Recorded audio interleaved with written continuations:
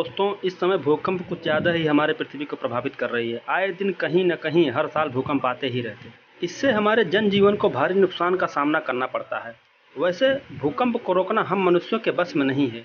यह एक प्राकृतिक आपदा है, लेकिन इस प्राकृतिक आपदा से हम मनुष्यों से लेकर पर्यावरण तक को भारी नुकसान उठाना पड़ता है।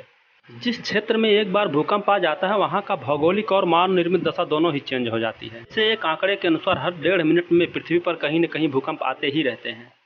साल भर में 1 लाख से अधिक भूकंप आते हैं। कुछ भूकंप इतने कम तीव्रता वाले होते हैं जिसका हमें एहसास भी नहीं होता है, और कुछ भूकंप इतनी तीव्र गति से कंपन पैदा करते हैं कि बड़ी से बड़ी बिल्डिंगें धराशायी हो जाती हैं, वहाँ की ज़मीनों में दरारें पड़ जाती हैं और हज़ारों की संख्या में लोगों की जानें चली जाती हैं। यह सब कुछ अचानक ही होता है, जिससे हम इंसानों को संभलने का समय भी नहीं मिल पाता। अभी इसी साल 6 फरवरी को तुर्की और सीरिया में आए भूकंप की वजह से लगभग 60,000 लोग मारे गए थे और करीब 1,20,000 अधिक से लोग घायल हो गए थे, और करीब 1,000 लोग अभी भी मिसिंग हैं, जिसका अभी तक कुछ पता ही नहीं चल सका है। अभी 9 सितंबर को मोरक्को में आए भूकंप से भी भारी तबाही हुई है, जिसमें 3,000 से अधिक लोग मारे गए और लगभग 10,000 से अधिक लोग घायल हुए हैं। यहाँ की भूकंप की तीव्रता रिएक्टर स्केल पर 6.8। इससे पहले तुर्की और सीरिया में जो भूकंप आए थे उसकी तीव्रता रिएक्टर स्केल पर 7.8 की थी। वैसे रिएक्टर स्केल पर 1 से 4 तक सामान्य भूकंप की कैटेगरी में आता है, जिसका हमें पता भी नहीं चलता।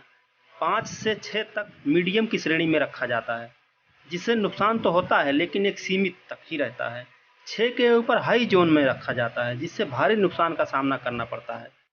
रिएक्टर स्केल पर अगर 6.5 से ज़्यादा की तीव्रता है तो करीब 40 से 50 किलोमीटर के दायरे में भूकंप के तेज झटके महसूस किए जाते हैं।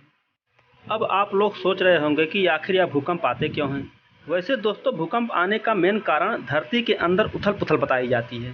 भूकंप आने के कारणों को जानने से पहले पृथ्वी की संरचना को समझते हैं।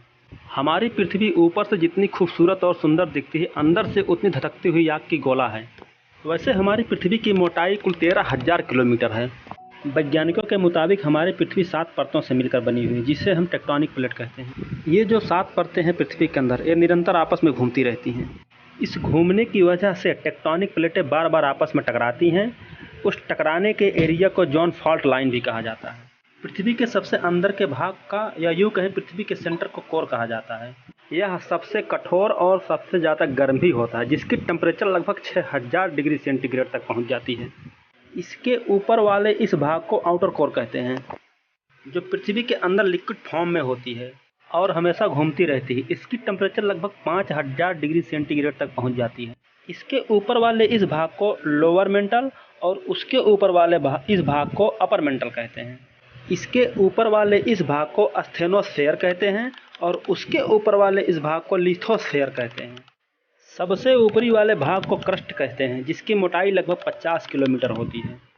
यह वही क्रस्ट है जिस पर पहाड़, नदियाँ, झील, पेड़ पौधे, जीव जंतु या मानव जीवन संभव है। अब तो आप लोग यह जान ही गए हैं कि पृथ्वी 7 परतों से मिलकर बनी हुई है, जिसे हम टेक्टोनिक प्लेट कहते हैं। ये टेक्टोनिक प्लेटें कभी एक दूसरे के पास आती हैं तो कभी एक दूसरे से दूर चली जाती हैं, तो कभी आपस में टकरा जाती हैं। इस टकराने की वजह से जो ऊर्जा निकलती है उससे पृथ्वी पर कंपन उत्पन्न होती है, जिसे हम भूकंप कहते हैं। बार बार टकराने की वजह से प्लेट्स के कोने मुड़ते हैं और आपस में दबाव बनाते हैं। ज़्यादा दबाव बनाने की वजह से प्लेट टूटने लगते हैं और अंदर की धधकती हुई गर्म लावा और मैग्मा बाहर आने का रास्ता ढूंढने लगती है और ज़ोरदार धमाके के साथ भूकंप आता है।